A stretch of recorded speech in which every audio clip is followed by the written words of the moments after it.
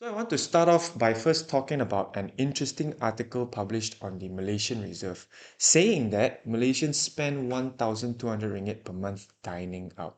Yeah, it is a growing addiction to eating out. Yeah, led the majority of the people to allocate a large portion of their monthly income to satisfy their cravings. Yeah, this habit has resulted in reduced household income, made us quite a bit poorer, make us more susceptible to the sudden rise in the prices of cooked food, even though the headline inflation rate indicates a decline.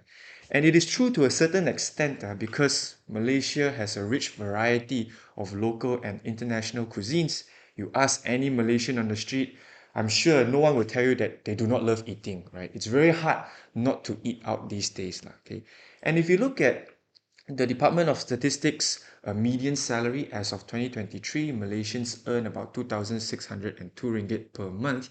Eating out actually takes up about 30 to 45% of our monthly income, which is why it is such a significant sum. Yeah, if you don't know how to budget it properly, you may end up having a thinner and thinner wallet every month. So the same article also mentioned that the prices of basic foodstuffs such as sugar as well as rice, they are quite low, which is contributing to unhealthy eating habits at the end of the day, leading to rising medical costs. In fact, there is a professor from the University of Science Malaysia saying that Malaysians need to urgently change their lifestyles, yeah, particularly their eating patterns as well as fitness levels. If I'm not mistaken, he also said that Malaysia is the second most obese country in the Southeast Asia right now, which is a bit of a growing problem. So I published, this article as an Instagram post on Friday and asked you guys, what do you think? Do you think Malaysians are addicted to eating out or not? And 1,000 people participate in this poll. Majority of you said yes. And in WhatsApp, it's also a similar case. But for those people who said no, I totally understand where you're coming from because I myself, I also voted no. It's not really fair to say that all Malaysians are addicted to eating out. Yes, some of us are eating out because it's convenient. It saves time and cheaper in some cases. Like in those days, a parent, a father particularly, could easily afford, his income could easily afford a family of four, with mom cooking dinner at home. These days, both parents have to work 9 to 6, with some having to juggle 2 to 3 jobs at the same time. You add to that the stress of rush hour traffic. Where can these people find time to cook? And some of you have also commented on the post. I just want to highlight one, saying that I'm unmarried and live alone, and the only time I'm committed to cooking was during the pandemic. And it did save me around 30 to 40% of monthly food costs. But now, since I'm back to work, there's literally no time. If I cook only for dinner, the cost will be about the same as eating out, as grocery price have increased and food goes bad. The only way I can save money from cooking is if I dedicate a whole day to meal prep, but really I'd rather be doing something else. This is an extremely good point. For single people, it may be cheaper for you to just eat out, right? Because at the end of the day, it's very difficult to buy groceries for one person. Staples such as potatoes, meat, carrots, they typically come in servings of about 3 to 4 people. So if you don't finish them on time, you don't finish your carton of eggs on time, they go bad, and that's money down the drain. And add to that, healthy foods such as fruits as well as vegetables, they are not cheap these days. Personally, I've seen my nearby fruit store hiking the prices of dragon fruit from previously 8 ringgit per kilo to now 13 ringgit per kilo in less than 2 months. So this has obviously priced out a lot of people, and they end up opting for cheaper alternatives, or they may just skip fruits entirely and at the end of the day eat more unhealthy and processed foods. Let's move on to the main part of tonight's session, which is budgeting, right? So we start with how to cut your expenses, particularly your spending on food. And let's say you're spending too much on food and you realize that, you notice that it's taking up quite a bit of your income. So the first thing that you should do is to cut those things that are unimportant to you. Okay, i.e., let's say you previously have been shopping for organic fruits and vegetables. You only eat this type of things. And then now you're realizing that your savings is low. Then you should probably opt for regular choices, right? Don't go for all those premium vegetables. Start to shift towards those normal options. Okay, next, hunt for cashback and vouchers. Many grocery chains these days, they offer membership programs with attractive discounts during promotional periods. Yeah, be sure to sign up and keep an eye out for deals. Jaya Grocer for members themselves, sometimes they give like a 15, 20, or even 50% discount, right? So take that 2 to 3 minutes, sign up for a membership, and then you'll see your savings start to pile up. Okay. Thirdly, always compare prices, yeah, across different supermarkets. Don't just go to Jaya Grocer and call it a day, right? Take some time, 15, 20 minutes in the same mall, walk to Aeon, walk to Jaya Jasco or whatsoever, and find, yeah, the grocery chain that offers the best value, maybe for meat or even for vegetables, right? While at the same time ensuring that the food is still affordable but fresh. And the most important point over here that I want to stress is that you should not be supporting vendors that charge absurd prices. Yeah, recently, there is this satay stall which went viral for selling 3 sticks and a drink for 21 ringgit and 90 cents. And in a way, although the criticism was harsh, you can look at it the bright side and say that this is a free market. Yeah, consumers get to choose their product. And I'm sort of happy that people are voicing this out, right? Because this is really just overpricing. And Mark is obviously the owner, Mark.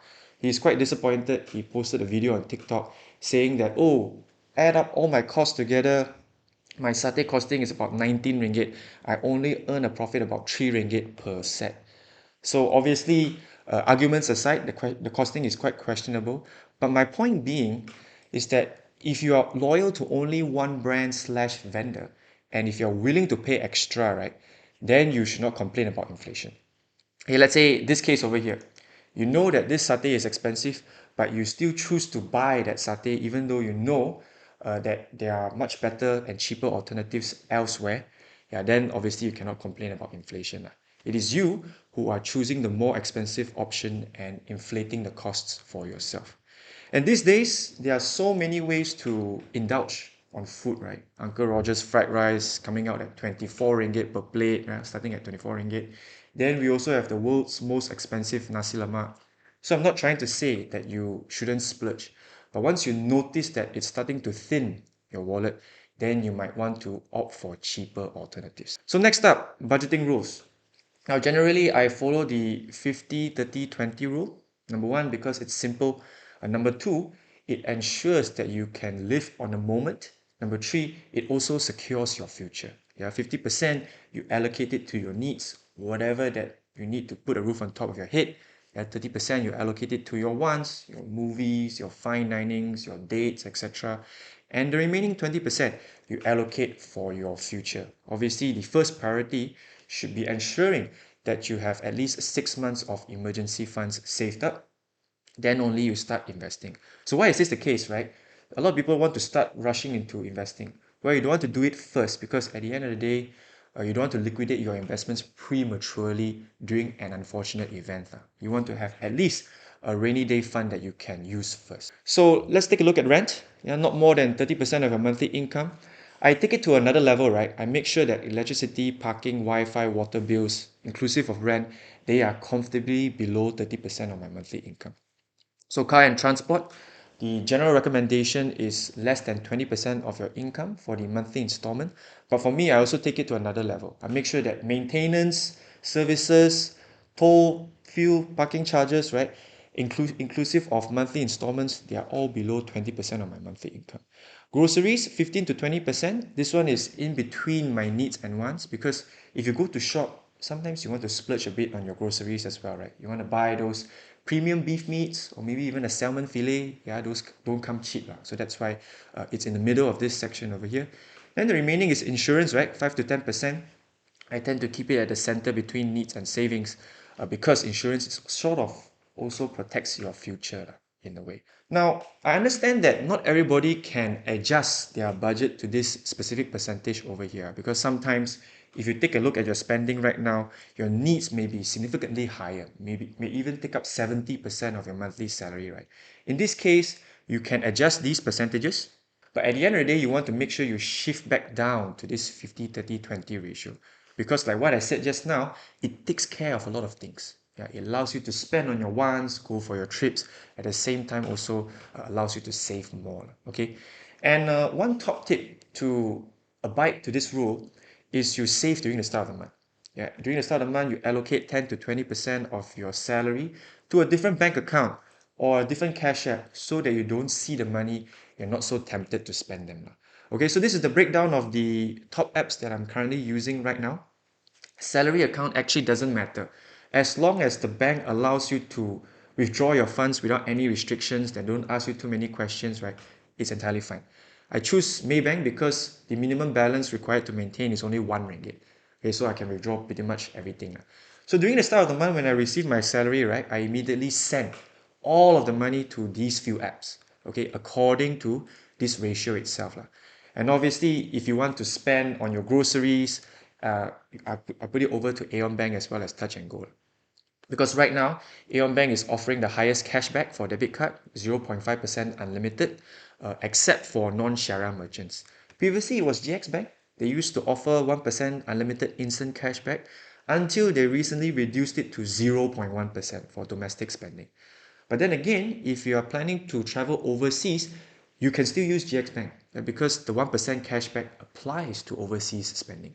It is actually better than Wise. So for those people who are traveling out there, the purple card is still very good to use. Then next we have Touch and Go e-wallet also. Everybody uses Touch and Go these days. And within Touch and Go itself, there's this Go Plus that allows you to earn 3.6%, right? So Aeon Bank is 3% for savings pots. GX Bank, the interest is not very high, it's very low actually, only 2%. So Touch and Go 3.6%. Rise is 3.3%. Okay, and I put a majority of my rent there every month. I don't keep all of my emergency funds in ASMB because sometimes if there's an absolute emergency, you want to be able to use your funds instantly, right? So I split it like 50-50 between these two apps. Obviously, there are other apps out there that can help you grow your savings, invest as well. So I will send this to you guys in the group later. I won't go through each of the options because I've already talked about quite a few of them over here. So next one, let's move on over to EPF. So it is true, there is a 500 ringgit bonus for voluntary contributions, but that only applies to individuals who are unemployed or self-employed. Okay, so let's say you're right now not drawing a monthly salary and not contributing to EPF every month, you and your employer. Now, most likely, you will qualify for this i-Saraan initiative. If you're not sure, just go to the website and try to apply. Okay, at most, you just get rejected on it, right? And the bonus is 20% for your yearly contributions, maximum of 500 ringgit per year, lifetime limit of 5,000 ringgit. So it's literally free money from the government to you. You contribute 2.5k, the 20% bonus, an additional 500 ringgit. So who is eligible to apply? As long as you're Malaysian, you are an EPF member, which by the way, if you are 14 years old and above, right, you can start applying EPF accounts for your kids already. So for those people who have kids, they will also qualify for this i-Saraan special initiative because they're not employed yet, right? So next is self-employed individuals not drawing a monthly salary, like what I said just now, below 60 years of age. And my point being is that every single contribution to EPF, no matter how small, will make a difference to your retirement. Just a mere 50 ringgit, after 30 years, it adds up to 46,000 ringgit. Does it even cost you anything to, contribute 50 ringgit per month into EPF, right? For me, I try to contribute 250 ringgit per month for the tax relief because if you multiply it by 12, that's 3,000 ringgit per year. So I'm going to skip ahead for a while. The tax relief for EPF contribution, first 4,000 ringgit covers your voluntary and mandatory contributions, which if today your salary exceeds 3,030 ringgit, right? When you file your taxes in March or April this year, you can directly max this first section out because you would have already exceeded the first 4k mandatory contribution limit. In the next 3,000 ringgit, if you voluntarily contributed any amount in 2024, it's up to 3,000 ringgit, which you can claim for tax relief. Which is why, if you divide this by 12, it adds up to 250 ringgit, and that is why I try to contribute to my EPF account every month. And after 30 years, it adds up to about 230,000 ringgit, which is not a small amount of money. So something else to note about the voluntary contributions, yeah, all contributions, regardless whether it's mandatory or voluntary, it will be split into the 75-15-10 ratio. Meaning, if today you decide to contribute 1,000 ringgit voluntarily to your EPF account, you cannot choose which specific account you want to contribute to. It will be distributed into this ratio respectively. All right. So just a bonus slide for those people who have kids currently, stressing more on EPF's i-Saraan initiative. You contribute 2,500 ringgit per year, which I think every month is only about 200 ringgit. Okay, then the government gives you a 500 ringgit bonus. By the time your kid reaches the age 24, they just started working, they already have 40,000 ringgit in their EPF account to start. And that is really a good head start compared to the majority of people these days. This one by HZ. I watched a lot of US personal finance videos. I noticed our Malaysian personal finance influencers do not talk a lot about pre/post-tax income investments. Comment. So yeah, in Malaysia's side, right, what you got to know is there are no capital gains tax. Okay, meaning if let's say you bought, I don't know, Maybank shares previously 1 to 2 years ago at 8 ringgit per share, and then now you decide to sell it at 10 ringgit, which is about a 20 to 30% profit, there are no capital gains tax. You're not taxed for your realized profit on any investment. And this one applies to investments not only in Malaysia, but to the US as well. If you bought Apple stock at, let's say, $100 and right now you're selling it at 2x profit, right? Malaysia doesn't tax you on this. However, there is something called a dividend withholding tax, and this one is only taxed on US shares. Okay, so this one you can read more about it. In case, let's say the stock itself pays dividends, right? Then obviously you need to pay for the dividend withholding tax up to 30%. But if the stock itself, the US stock, doesn't pay dividends and you realize a profit, right, there is no capital gains tax. So that one you don't need to pay. So next one from Jeremy. Would you recommend to use our EPF money in account 1 for unit trust investment? Or is it wiser just to keep it there for risk-free investment?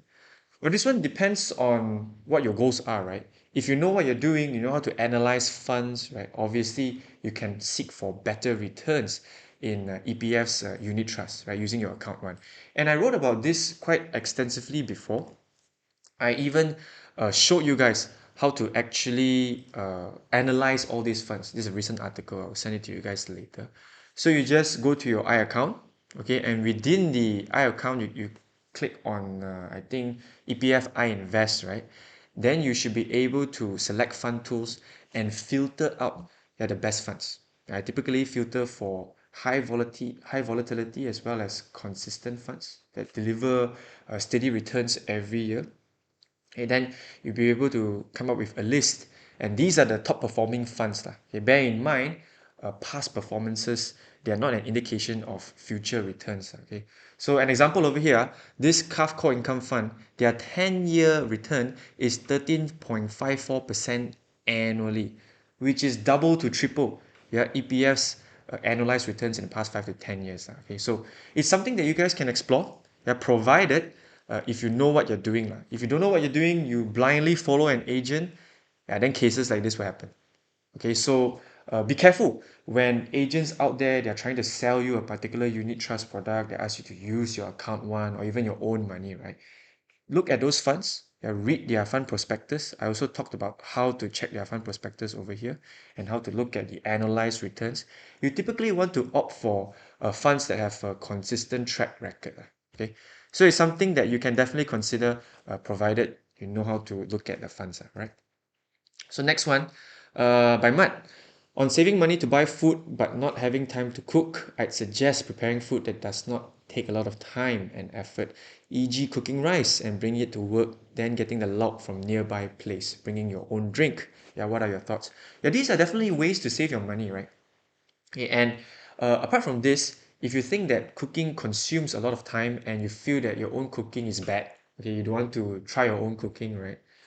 You can look for different types of zap fan places. Yeah, there are many zap fan places. Don't just go to one, go to a few, and then compare the prices. Like spend the first week or two to go to different places lah.